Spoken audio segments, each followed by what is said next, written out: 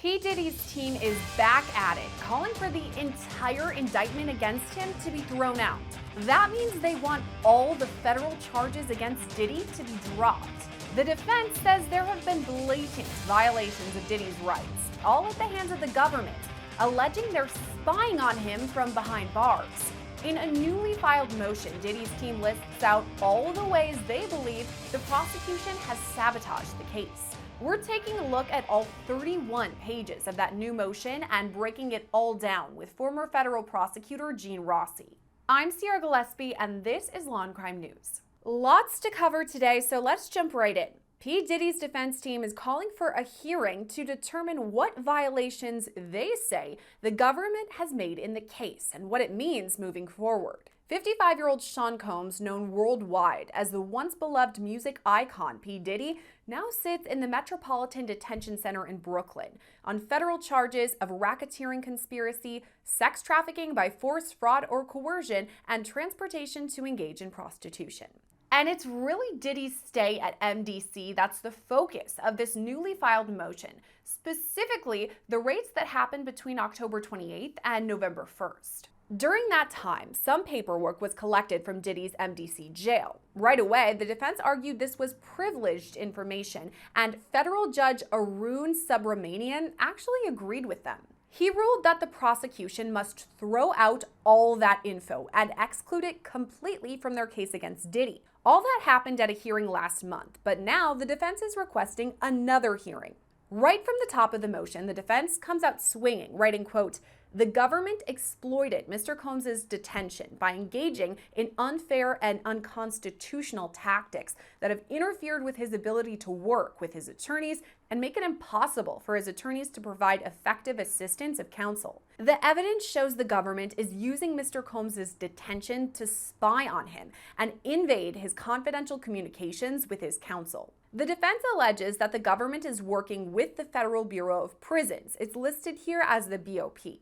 Diddy's team says the prosecution has teamed up with someone referred to as Investigator 1, the person who initially gathered those papers from Diddy's cell. According to the defense, prosecutors claim they did not request this search, yet they concede Investigator 1 has been investigating Mr. Combs at their direction all along, gathering evidence they have used and hope to continue using against Mr. Combs. Now, the defense says these papers were handwritten privileged notes that basically provided a roadmap of Diddy's defense. These papers would have given Investigator 1 a preview into Mr. Combs' entire defense strategy, his thoughts and impressions regarding the evidence and charges, and other classic examples of work product. So that's things like trial strategy, Diddy's opinion of the case, plans for the defense's investigation moving forward, any questions about the investigation, and even possible trial witnesses and testimony. The motion goes on to say, quote, "This court's intervention is imperative to safeguard Mr. Combs' constitutional rights and ability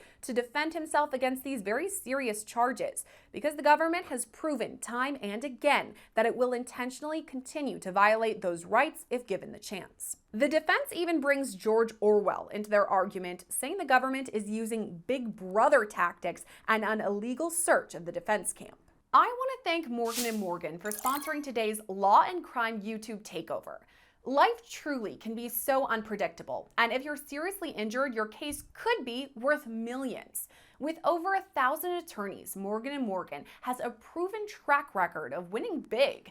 Recently, they secured verdicts of $12 million in Florida, $26 million in Philadelphia, and $6.8 million in New York, all far exceeding insurance offers.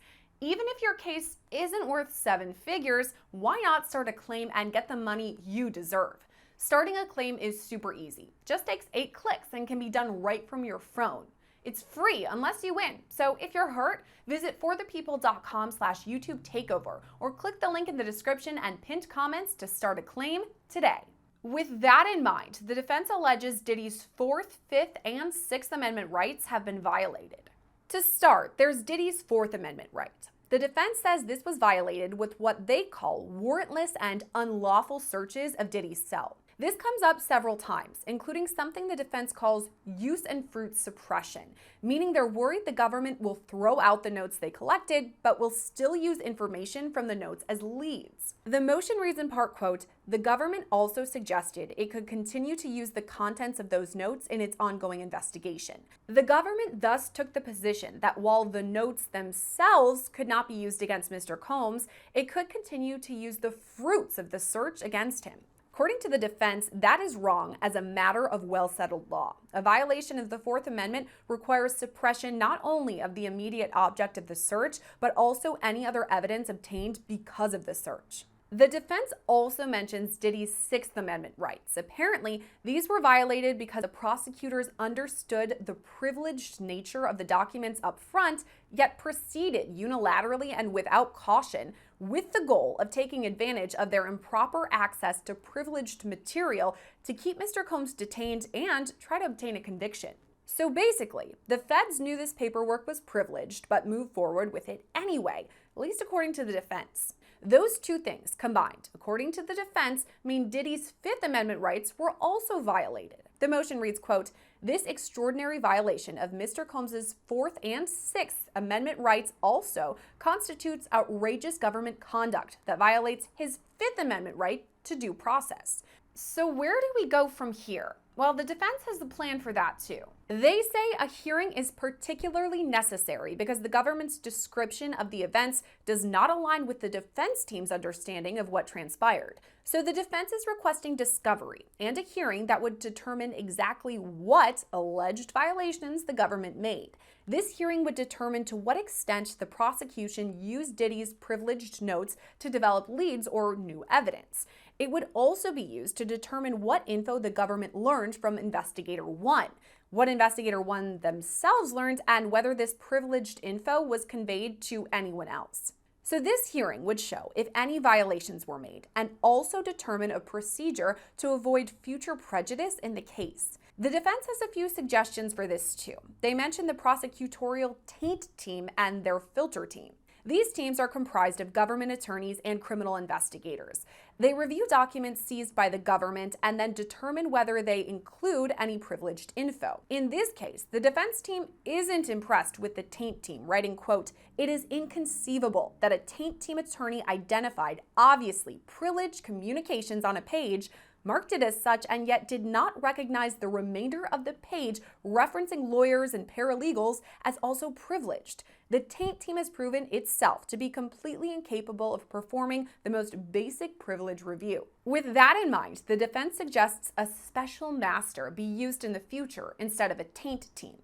They also request the disqualification of any prosecutors who may have been tainted by access to the privileged materials. The defense list of demands continues, though, also requesting that the government stop monitoring Diddy's communications with his legal team. And if all else fails, they request the dismissal of the indictment based on evidence. The motion says, "Dismissal of the indictment may therefore be warranted upon development of the full factual record at a hearing.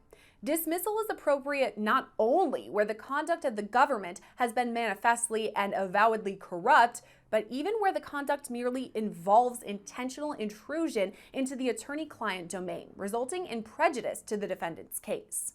So there's a lot happening in this motion. We're going to break it down, but first we've got to turn to former federal prosecutor Gene Rossi. Thank you so much for coming on with us today, Gene. Thank you. Okay, so one of the main allegations in this massive motion is that the government is spying on P. Diddy while he's behind bars. What do you make of that? Well, first off, the government has the right, not necessarily to spy, but to monitor activities of prisoners in jail or in incarceration. And so the government does have a right to ensure the safety not only of a prisoner, but anybody that the prisoner comes in contact. Here, what may have happened allegedly is that an investigator was acting sort of as a spy and going beyond that legitimate right to investigate safety issues, occurring crimes, or things like that, bringing contraband into the jail or the prison. What the investigator is alleged to have done is execute an inspection or search of Mr. Diddy's or Diddy's cell. And during that process, he or she got hold of notes that are privileged, confidential, and protected by the attorney-client privilege. That is a problem if it was done intentionally, if it was done recklessly. If this was done intentionally, as you said, huge problem. But how are both sides going to determine if it was done intentionally? Well, the judge is going to determine whether it was intentional or reckless, but the government is going to argue that we conducted a legitimate inspection of the jail cell because we were concerned about ongoing criminal activity. And during that search of the cell, we came across notes that may have been relevant to why we conducted the search in the beginning. The defense is going to argue it was a pretextual search, it was done intentionally, and then when the investigator went in, he or she went beyond their scope and they seized information and documents that had no relationship to the alleged purpose for the inspection.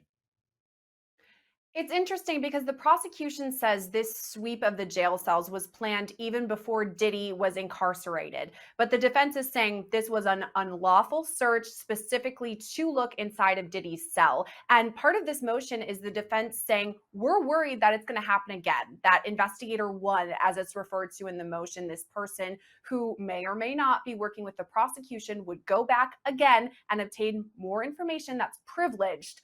Is that a possibility? Well, anything's a possibility. What I will say is this motion is going to serve two purposes. One, they could get evidence suppressed and possibly get the prosecution kicked off the case, and you have to have another prosecution team put on. But this motion also is sort of like a hand check in basketball. Hey, judge, we need to communicate without inhibitions, with reasonable limitations, if you will, because we have to prepare for trial. And I got to add this: when a defendant is detained, it is incredibly burdensome for a defense attorney to prepare that client for trial. It's much, much easier to prepare a defendant for trial if they're on bond and they have the permission to come to your office. You can go to their home and they don't have the limitations of handcuffs and bars.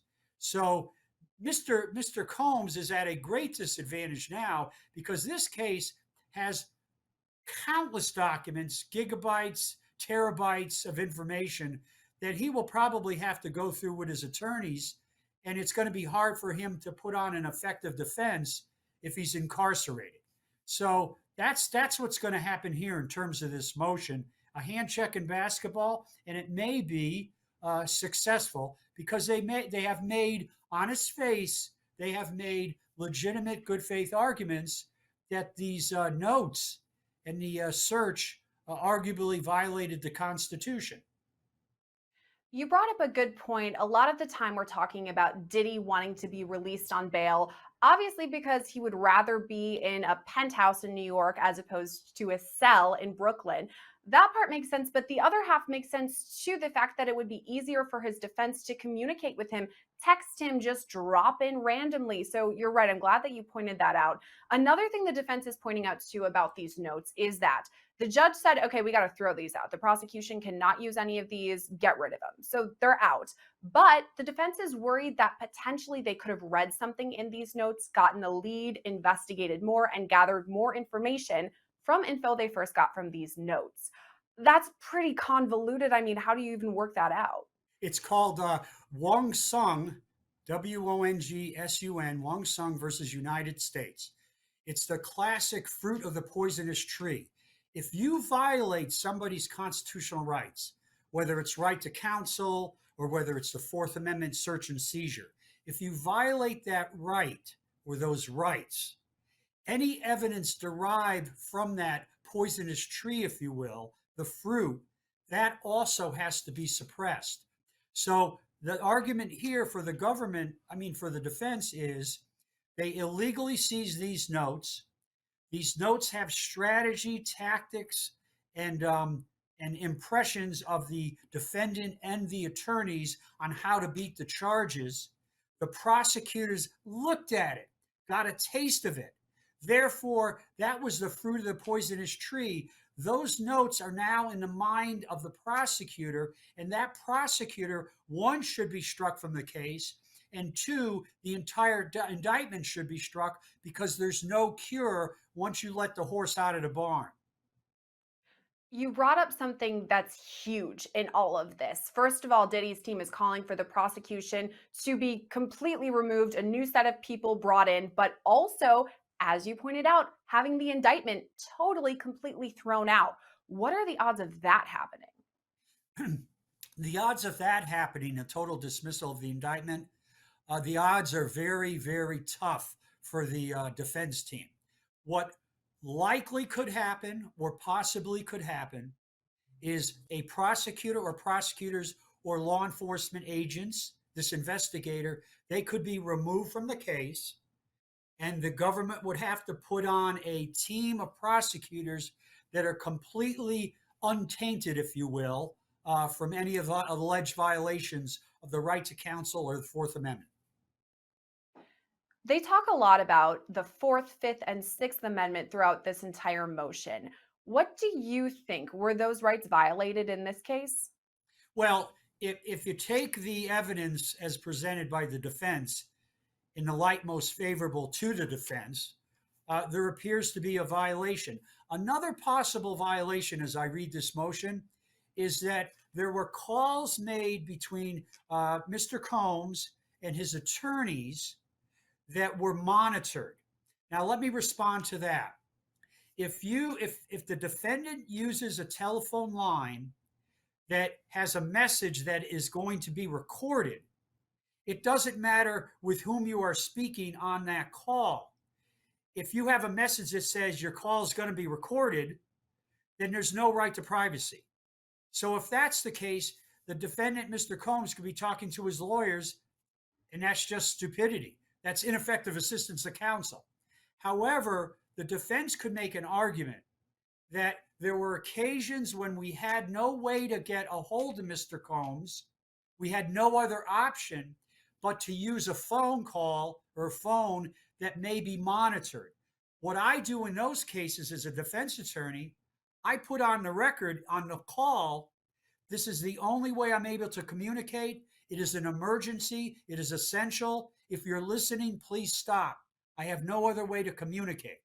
I have done that in the event that they may be listening. So I don't know what the circumstances are.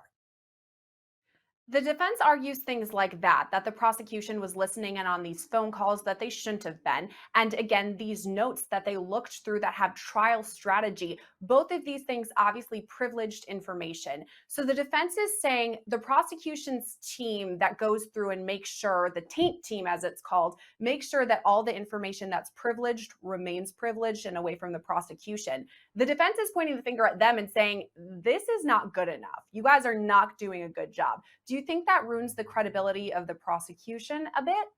Yes, it does. If the prosecution is conducting a taint process and it has a taint team, and allegedly that taint team is not crossing all the T's and dotting all the I's, then that tarnishes the credibility of the government big. And that is not a good position for prosecutors to be if that happened. These are just allegations. What a judge may do in this case, and if I were the judge, I would do it. I would appoint a special master, get a retired judge or get a magistrate judge unrelated to the case, and have that special master do the taint process. So if there are documents that are seized, you put them in an envelope if you think they may be privileged, and you let the special master decide the balls and strikes, whether it's privileged or it's not. That is something that the defense brought up, specifically this special master. So we'll see which way the judge rules on all of that. The other thing is the judge is going to rule on whether the prosecution team is going to be switched up a bit, if anyone is going to be dismissed. Let's say that does happen. Does that complicate things for the United States government in that we already have a trial date set for May? We have a new team coming in that would have to prepare. How would that work? Oh, it's awful. And the reason is this: the new prosecution team, if one is ordered, they have to be totally removed from the case. They can't have any involvement whatsoever. So they're tabula rasa. They're coming in clean. And in a case like this, you would need more than just 5 months to prepare. There's too many witnesses, too much information. It would be a Herculean task for new prosecutors to get on the case now and be ready for May of next year. It's possible, but they would have to do many 24/7 sessions and burn the midnight oil to get prepared. A lot ahead for the case of Diddy for both the prosecution and the defense, so we'll keep an eye on that. Gene, thanks for coming on and breaking it all down for us. Oh, thank you. Thanks for having me. Unclear what's next for Diddy's team or if a hearing will be set based on all of this. But for now, Diddy's still being held at MDC, and he's pleaded not guilty to all the charges. Reporting for Law&Crime, I'm Gillespie.